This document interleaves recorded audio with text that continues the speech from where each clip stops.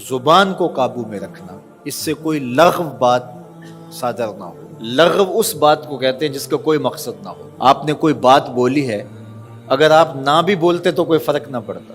بیہودہ گوئی، سب و شتم، گالی گلوچ، غیبت، چغلی، بہتان تراشی، یہ تو بڑے جرم ہیں، بڑے بڑے گناہ ہیں۔ زبان لغویات سے بھی بچی رہے، ایسا کوئی جملہ صادر نہ ہو جو لغو کے زمرے میں آتا۔ اللہ کے محبوب علیہ السلام کا ایک فرمان آپ نے کئی بار سنا۔ آقا کریم علیہ السلام نے ارشاد فرمایا، من حسن اسلام المرء ترکہ ما لا یعنی ہے۔ کسی شخص کے اسلام کا حسن یہ ہے کہ ہر بے مقصد بات کو، کام کو چھوڑ دے۔ جو لا یعنی ہے، جس کا کوئی مقصود نہیں ہے، تو اس کو ترک کر دے۔ تو ہر قول، ہر عمل، ہر رویہ، ہر حرکت و سکنت جو بے مقصد ہو، اس کو ترک کر دینا چاہیے۔ مومن کے کندھوں پر امت کو غالب کرنے کی ذمہ داریاں ہیں، اور اس مختصر سی زندگی میں اللہ کی رضا جوئی اس کا مقصود ہے۔ اولاد کی تربیت اس کے ذمے ہے، اپنے ماحول کو پاکیزہ بنانا یہ اس کی ذمہ داریوں میں شامل ہے۔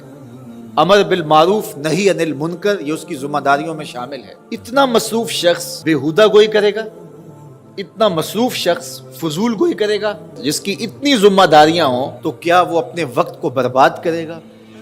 تو مومن کی زندگی پاکیزہ زندگی ہوتی ہے۔ اللہ تعالیٰ جل شانہ نے فرشتہ مقرر کیا ہے، زبان سے جو لفظ نکلتے ہیں، جو کلمات جاری ہوتے ہیں، وہ لکھ لیتا ہے۔ ایک ایک چیز ہماری لکھی جا رہی ہے۔ کبھی میں اور آپ اپنا تجربہ خود بھی کریں، ایک دن سویر سے لے کر شام تک ہماری جو روٹین کی زندگی گزرتی ہے، اس میں جو جو ہم نے کیا اس کو لکھیں کہ آج میں نے یہ کیا، یہ بولا، یہ بات کی، یہاں گیا، یہ کھایا، یہ پیا، یہاں بیٹھا، سارے دن کی تفصیلات لکھیں، اور پھر شام کو دیکھیں کہ اس میں لغو کیا ہے۔ تو بہت ساری چیزیں لغو ملیں گی۔ یہ نہ بولا ہوتا تو کیا فرق پڑتا، یہاں نہ گیا ہوتا تو کیا فرق پڑتا، یا مجھے کیا ملا ہے یہ بولنے سے، یہ کام کرنے سے، یہ رویہ اختیار کرنے سے مجھے کیا حاصل ہوا ہے۔ تو جو چیزیں برائی کے زمرے میں آتی ہیں، گناہ کے زمرے میں آتی ہیں، کبائر ہیں، وہ تو ہیں ہی ہیں۔ تو بہت ساری ہماری ایسی باتیں ہیں کہ جو ہمارے مقصد کی نہیں ہیں، اور سویر سے لے کر شام تک ہم جتے ہوئے ہیں ان کاموں کے اندر۔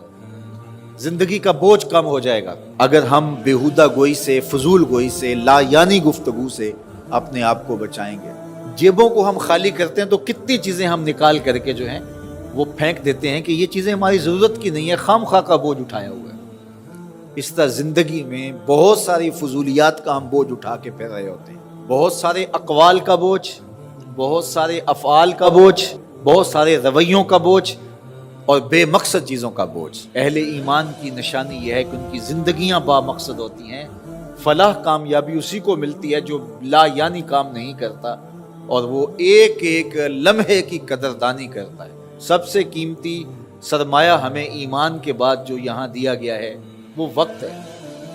اگر وقت کو اچھے طریقے سے گزار لیں گے تو یہ دنیا بھی سنور جائے گی اور آخرت بھی سنور جائے گی، اور یہ قیمتی سرمایہ اگر برباد ہو گیا فضولیات میں تو بہت سخت نقصان کر دیا۔ تو اہل ایمان کی وہ خوبی جو فلاح پانے والے ہیں، کامیابی حاصل کرنے والے ہیں، بیان کرتے ہوئے کہا، والذین ہم عن اللغو معرضون، وہ لغویات سے اپنے آپ کو بچاتے ہیں، اعراض کرتے ہیں۔ کثرت کلام کے نتیجے میں دل سخت ہو جاتا ہے، اور اللہ کو ناپسند چیز قلب قاسی ہے۔ سخت دل اللہ کو ناپسند ہے، نرم دل اللہ پسند کرتا ہے، رقیق القلب لوگوں کو اللہ پسند کرتا ہے۔ زیادہ کلام کرنے والے بیہودہ گو، ان کو جو دنیا کے اوپر سزا ملتی ہے، اس کا جو نتیجہ ہے بیہودہ گوئی کا، وہ قلب کا قاسی ہو جانا، قلب کا سخت ہو جانا ہے۔ تو کثرت کلام سے گریز کرنے کا مزاج پیدا کریں، کیونکہ جو زیادہ بولتا ہے تو وہ غلط بھی زیادہ بولتا ہے۔ ہاں، جہاں بولنا ضروری ہو وہاں ضرور بولا جائے۔